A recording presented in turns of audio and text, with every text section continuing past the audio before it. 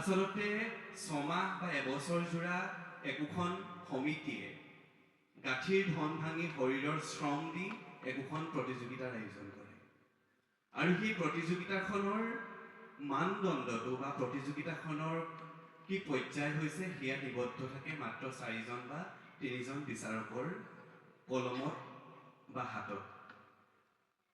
আমি প্ৰতিযোগী দল, আমি যদি নিজকে শ্ৰেষ্ঠ বুলি ভাবোঁ, আমি কেতিয়াও প্ৰতিযোগিতাত অংশগ্ৰহণ কৰিবলৈ নাহোঁ। আমি শিকাৰো, আমি সেইবাবে নিজক প্ৰতিযোগিতাৰ মঞ্চত উত্থাপন কৰিছোঁ যাতে আমাৰ ভুলসমূহ বিচাৰকসকলে কওক, অনাগত দিনত আমি সেইখিনি শুদ্ধ কৰিব পাৰোঁ।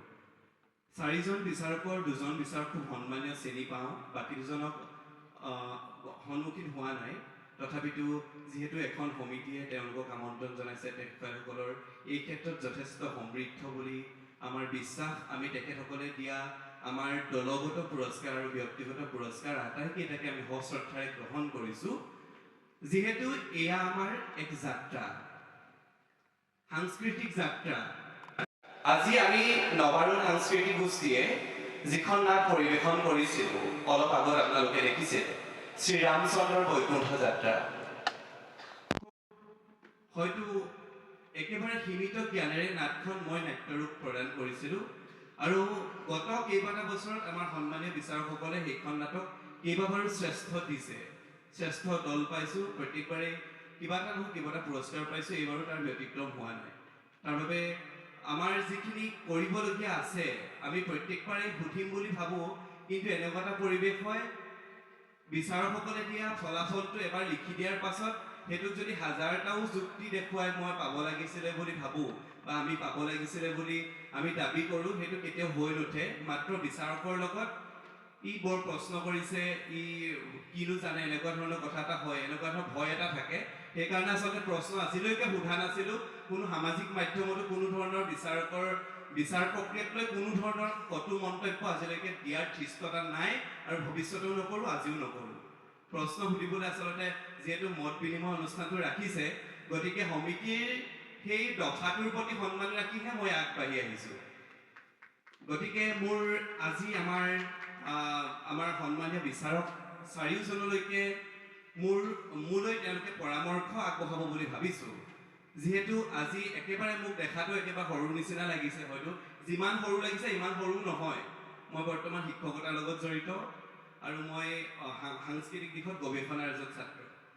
মই জানিব বিচাৰিছোঁ আমাৰ দলটোৱে আজি কৰি যোৱা ভাওনাখনত ৰৈ যোৱা ত্ৰুটিসমূহ কি কি, যিসমূহ ত্ৰুটি আমি যদি অনাগত দিনত শুদ্ধ কৰোঁ তেতিয়া আমি ইয়াতকৈ সফল হ'ব পাৰিম বা দৰ্শকৰ মন জয় কৰিব পৰাকৈ ভাওনাখন কৰিব পাৰিম। কিন্তু এটা কথা খুব ভাল লাগিছে, তৃতীয় পাইছোঁ, আক্ষেপ অকণো নাই, একেবাৰে নাভাবিব, বিদ্যুতাকো কৈছোঁ, একেবাৰে আক্ষেপ নাই। কিন্তু বিচাৰক ইয়াত চাগে আজি কিমান বিচাৰক হৈছিলে, আমাৰ কিমান দৰ্শক হৈছিলে নাজানো, কিন্তু 10-15 হাজাৰ দৰ্শক হৈছিলে। 10-15 হাজাৰ দৰ্শকৰ মন যে জয় কৰিব পাৰিলোঁ, সেইটো ভাল লাগিছে। প্ৰত্যেকজনে কৈ আছে তোমালোকৰ নাটখন শ্ৰেষ্ঠ হ'ব, শ্ৰেষ্ঠ হ'ব। আচলতে কোৱাৰ লগে লগে এটা আশা মনলৈ আহে, নহয় জানো? সকলোৰে আহিব। গতিকে সেই আশাটো মনলৈ অহাৰ কাৰণে ভাবিছিলোঁ শ্ৰেষ্ঠ পাম বুলি। তথাপিতো বিচাৰকসকল সৰ্বগুণসম্পন্ন বা তেওঁলোক নিজৰ নিজৰ দিশত সৰ্বপৰিপক্ক, গতিকে তেখেতসকলে নিজৰ বিচাৰধাৰাৰে, আমি যিহেতু আজি 5ম দিনৰ একেবাৰে 9মখন নাট কৰিছোঁ, আগৰ কেইখন নাট চোৱা নাই, গতিকে সেইখনৰ ওপৰত মন্তব্য ৰখাৰ ধৃষ্টতা আমাৰ নাই। মাত্ৰ এইকেইটাই জানিব বিচাৰিছোঁ, আমাৰ দলৰ বা ব্যক্তিগতভাৱে যিসমূহ চৰিত্ৰ কৰি গ'ল, যদি সংক্ষেপে, যদি সম্ভৱ হয়, যদি সম্ভৱ নহয় নালাগে, যদি আপোনালোকে ভাবিছে সম্ভৱ হৈছে বা মোক ব্যক্তিগতভাৱে হ'লেও যদি আপোনালোকে জনায়, কৃতাৰ্থ হ'ম। ধন্যবাদ।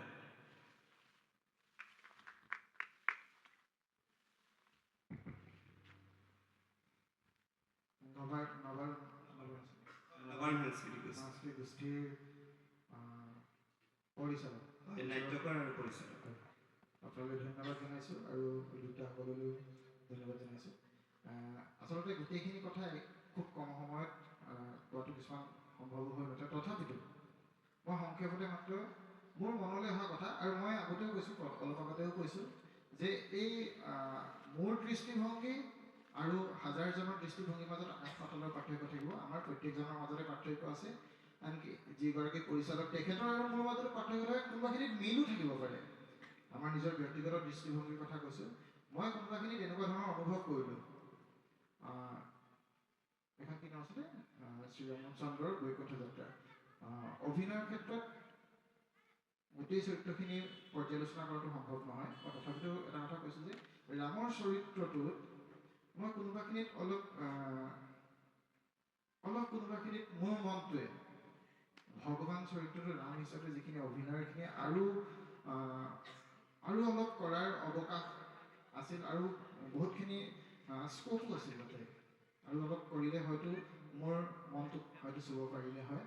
এতিয়াও চুব নাই পৰা সেইটো কথা কোৱা নাই, মাত্ৰ আমি কি হয়, আমি কম্পেয়াৰ কৰি পেলাইহে আমি কৰোঁ। এইটো দুটা চৰিত্ৰ বোলে দুটা ৰাম ওলাইছে বা কৃষ্ণৰ ৰাম ওলাইছে, দুটা চৰিত্ৰৰ মাজত কিছুমান প্ৰতিযোগিতাটো সেইটো তেনেকুৱা ধৰণৰ বিষয় হয়।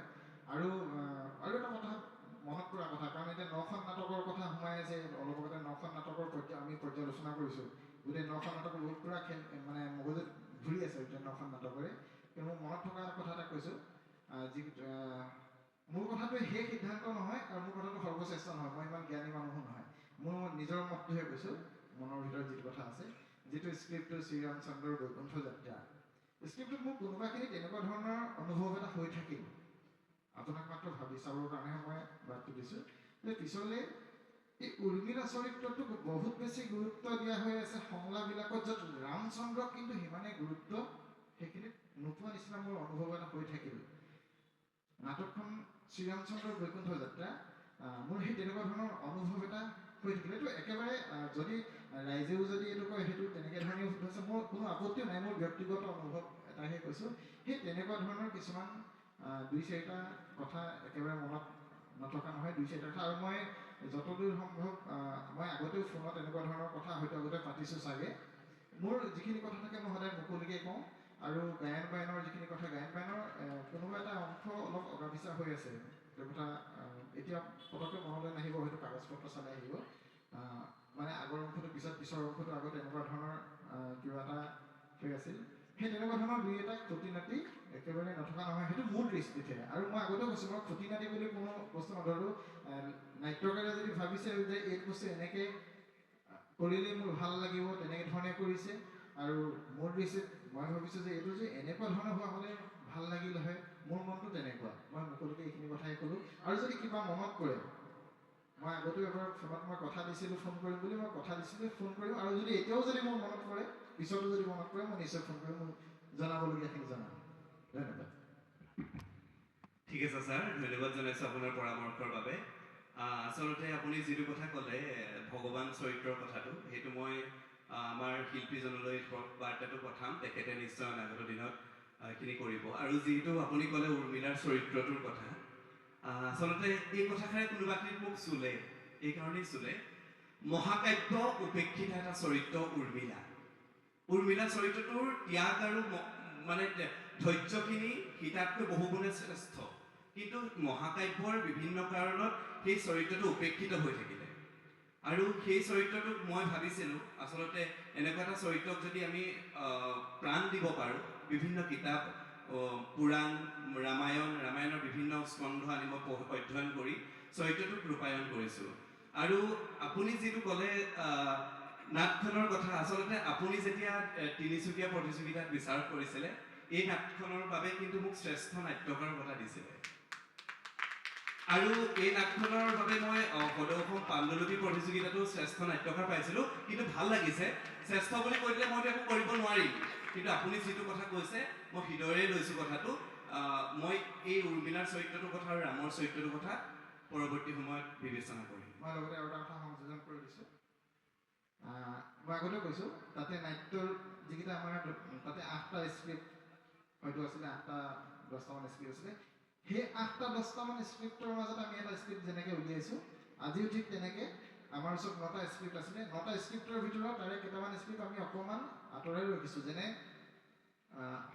গণেশ গগৈদেৱৰ শকুনি প্ৰতিশোধ স্ক্ৰিপ্টটো আমি আঁতৰাই পেলাই, কাৰণ তাত সৰহখিনি গণেশ গগৈদেৱৰ লেখনি, তাৰ মাত্ৰ 2টামান দৃশ্য বেলেগৰ পৰা আমি সংযোজন কৰি পেলাই হেৰি কৰিছোঁ। সেই তেনেকুৱা নাটক আমি নাট্যৰ ৰূপৰ পৰা অকণমান আঁতৰ কৰি ৰাখিছোঁ। কিন্তু আজি যিকেইটা স্ক্ৰিপ্ট পাইছিলোঁ, সেই স্ক্ৰিপ্টকেইটাৰ মাজতহে মই এই চাৰি জনৰ প্ৰথম কথাটো এইটো আৰু সেইটো সময়ত আমি য'ত বহি আছিলোঁ তাতে হয়তো সেই স্ক্ৰিপ্ট যিকেইটা আছিলে সেইকেইটা স্ক্ৰিপ্টৰ মাজৰহে সেইকেইটা স্ক্ৰিপ্টৰ মাজত সেই স্ক্ৰিপ্টটো শ্ৰেষ্ঠ আছিলে আজি এইকেইটাৰ মাজৰ এনেকুৱা ধৰণে ওলাইছে গতিকে এইখিনি কথা আৰু কিবা এটা মনত পৰিছিলে মই মনত পৰিলে মই পিছত আকৌ জনাম মই মুকলি মনৰ মানুহ মোক যিকোনো মুহূৰ্ততে আপোনালোকে যিকোনো কথা সুধিব পাৰিব খালি এটা কথা মই কৈছোঁ কোনো ধৰণৰ বিতৰ্ক যাতে নাই ছাৰ বিতৰ্ক একেবাৰে কৰা নাই আৰু বাকী কেইজন বিচাৰকেও যদি আপোনালোকৰ মতটো নাটখনৰ বিষয়ে দিয়ে সুখী হওঁ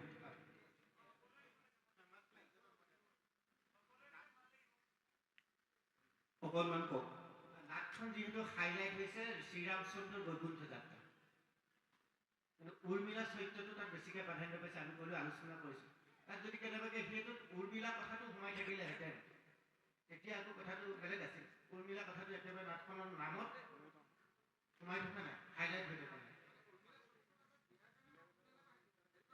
এইখিনিতে এটা কথা কৈছোঁ নাম ভূমিকাৰ কথা যেতিয়া কৈছে এইখিনি কথা কিন্তু ছাৰ বিতৰ্কলৈ গুচি যাব কাৰণ ভাওনা এখনৰ নাট হ'বলৈ হ'লে আপোনালোক বহুত জানে কিন্তু মই এতিয়া গৱেষণাৰ দিশলৈ গৈছোঁ শ্ৰীমন্ত শংকৰদেৱ গুৰুজনে যিখিনি নাট লিখিছিলে নাটৰ অন্তিম যিটো জৱনিকা হ'ব সেয়াই ভাওনাৰ নাটৰ নাম আপুনি যদি চাই গোটেইকেইখন নাটৰ কিন্তু নামকেইটা তেনেকুৱাই ৰুক্মিণী হৰণ পাৰিজাত হৰণ কালীয় দমন গোটেইকেইটা একেই গতিকে শ্ৰীৰামচন্দ্ৰৰ বৈকুণ্ঠ গমনৰ কথাখিনি আছে তাত মাজত গোটেই কথাখিনি আছে তাৰ ভিতৰত যদি এইখিনি কাহিনী দিয়াটো কিবা ভুল হৈছে মই নাই আমি এইটো কথা কোৱা নাই ভুল বুলি কোৱা নাই উৰ্মিলা চৰিত্ৰটো সেইখিনি কথা কোৱা নাই মই একেবাৰে শেষৰখিনি কথা কৈছোঁ যিকেইটা সংলাপত একেবাৰে বিশেষকৈ শেষৰ সংলাপটোত মানে তাতে আনকি ৰামৰ মুখতো ৰুক্মিণী উৰ্মিলাৰ কথাখিনি আছে মই ৰামে যে উৰ্মিলাক প্ৰশংসা নকৰিব মই সেইটো কথাও কোৱা নাই কিন্তু মোৰ মনৰ ভাৱটোৰ কথা কৈছোঁ যে সেইখিনি সময়ত উৰ্মিলাক যিমানখিনি বস্তু হেৰি কৰা হৈছে সেইটো সময়ত কিন্তু ৰামক